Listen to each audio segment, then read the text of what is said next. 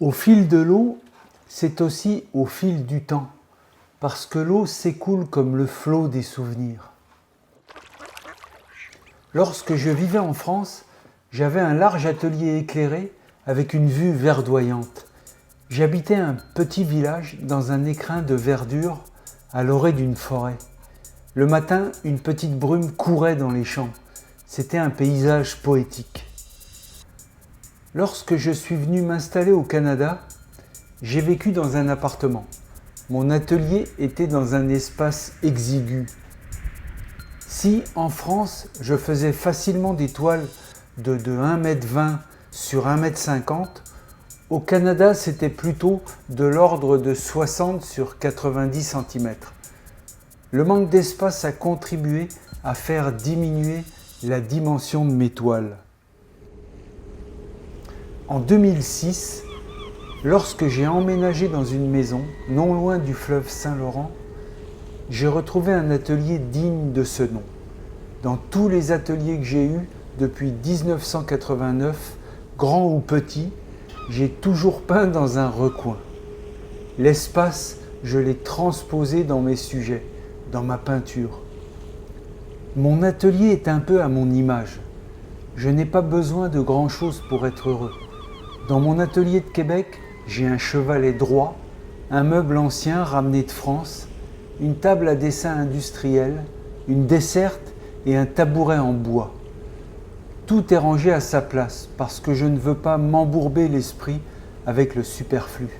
J'utilise toujours les mêmes couleurs, le bleu, le rouge, 2 teintes de jaune que je combine avec de la terre d'ombre brûlée, de la terre d'ombre naturelle et ou de la terre de sienne naturelle. Avec le blanc et le noir comme complément, je suis capable de créer toutes mes autres couleurs. J'utilise de petits pinceaux à bourrons en quantité industrielle et des palettes en plastique pour mélanger mes couleurs, également en grande quantité. Je travaille toujours avec des outils neufs, histoire de rester en bon terme avec le matériel qui se met à ma disposition le temps d'une peinture.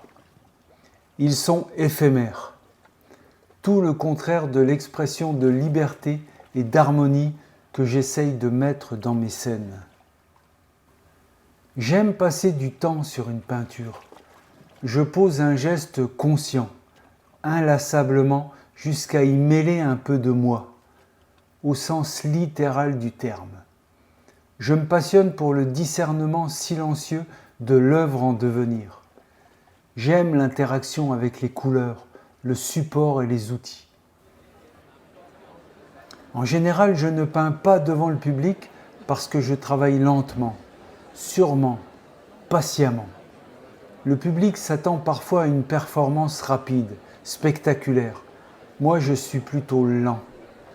J'ai besoin d'être seul avec mon discours intérieur quand je peins. Je ne suis pas un artiste de symposium, mais quand je dois participer à une démonstration publique, je préfère discuter avec les gens. C'est plus enrichissant, humainement parlant. Je leur demande ce qu'ils ont fait dans leur vie, et il y a un lien humain qui se crée avec l'écoute de l'autre. Je médite longuement mes rencontres. La discussion peut durer des heures et la philosophie qui s'ensuit peut durer des années. Ma peinture est à l'image de ce temps passé en bonne compagnie. Je pense qu'en peinture, l'écoute est nécessaire. Il faut savoir écouter le temps et bien regarder l'espace pour transposer fidèlement ce qui a été perçu, vu, entendu ou vécu. Lorsque je sors de mon atelier, je vais souvent sur le bord de l'eau, le long d'un cours d'eau ou près de la mer. Fut un temps où je croquais des paysages de nature sauvage en trempant mon pinceau à même la rivière et en étalant l'aquarelle sur du papier de petite dimension. J'ai toujours avec moi un petit calepin de dessin ou d'aquarelle.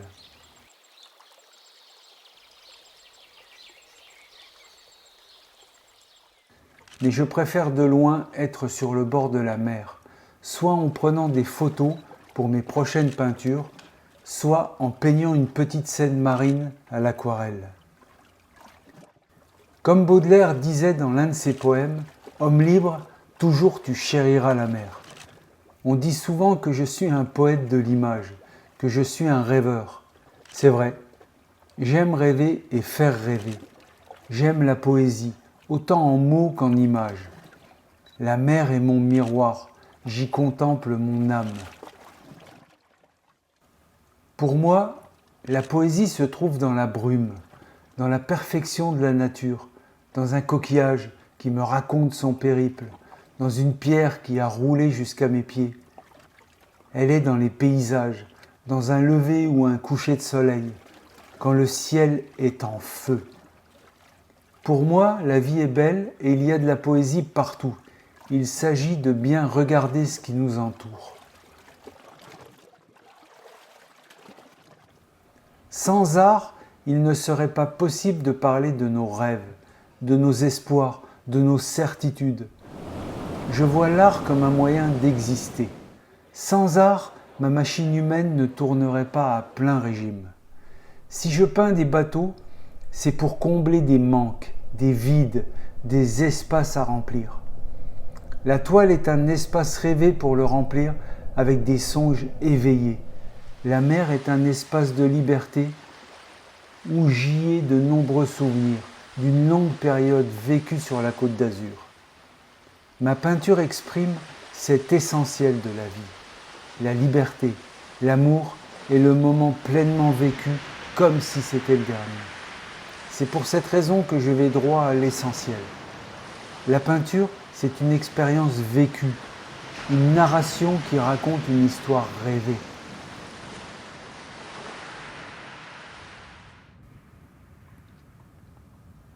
Je suis quelqu'un qui vit intensément le moment présent. J'ai toujours été ainsi. Je ne veux pas savoir de quoi demain sera fait. Je ne veux pas connaître la météo. J'aime le soleil, la brume, la pluie, le vent, la neige. J'aime prêter l'oreille au murmure du vent et m'endormir au son de la pluie. Comme disait l'un de mes auteurs préférés, Théodore Monod, il y a une certaine saveur de liberté, de simplicité, une certaine fascination de l'horizon sans limite, du trajet sans détour, des nuits sans toit, de la vie sans superflu.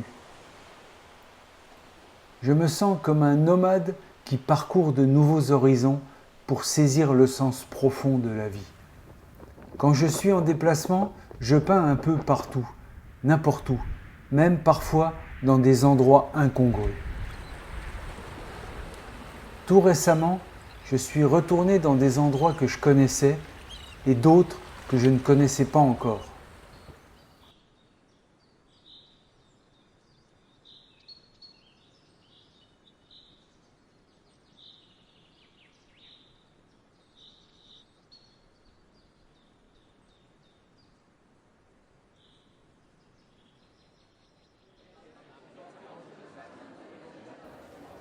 Au Nouveau-Brunswick, j'ai mes habitudes, mes points de repère, mes ports d'attache, mais il y a toujours des paysages magnifiques à découvrir, des moments fantastiques à vivre.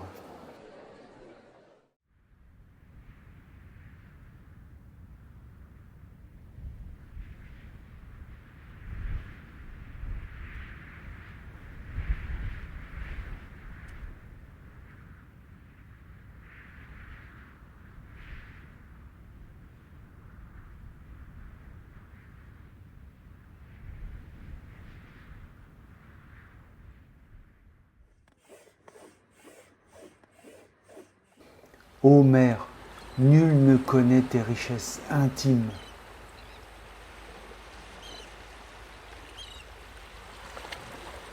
En Nouvelle-Écosse, je parcours les ports de pêche. Je recherche la scène parfaite qui fera une peinture quand je serai de retour dans mon atelier.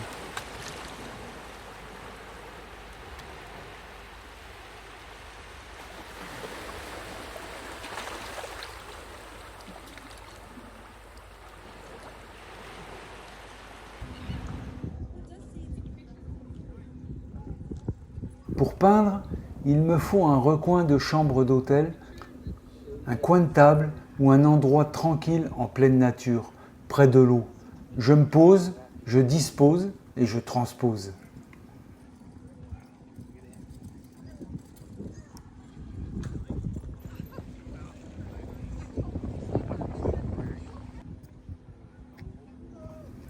Toutes les sensations emmagasinées me serviront, car mon art est de mettre en narration une sensation.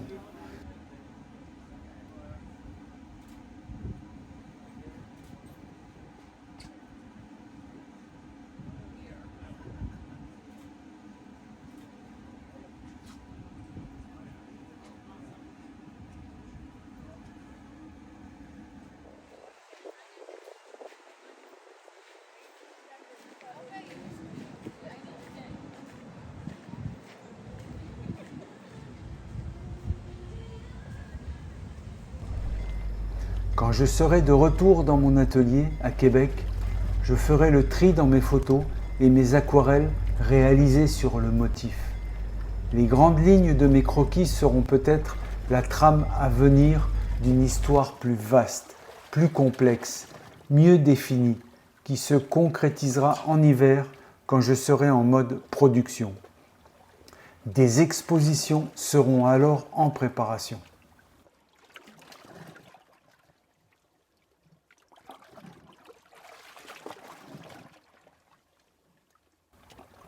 Petit à petit, plusieurs peintures découleront de ces déplacements au fil de l'eau.